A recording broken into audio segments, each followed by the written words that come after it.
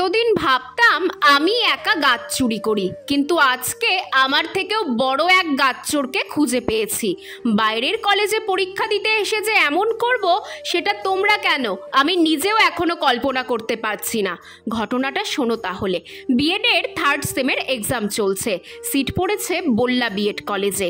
এই কলেজে দারুণ একটা ফুল বাগান আছে, তাই পরীক্ষা শেষে সেটাই একটু দেখতে এসেছিলাম।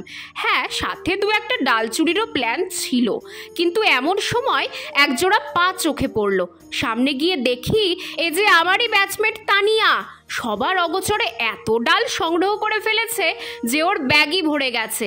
যাকে তানিয়ার কাজ করুক, আমি বরং নিজের কাজে লাগি।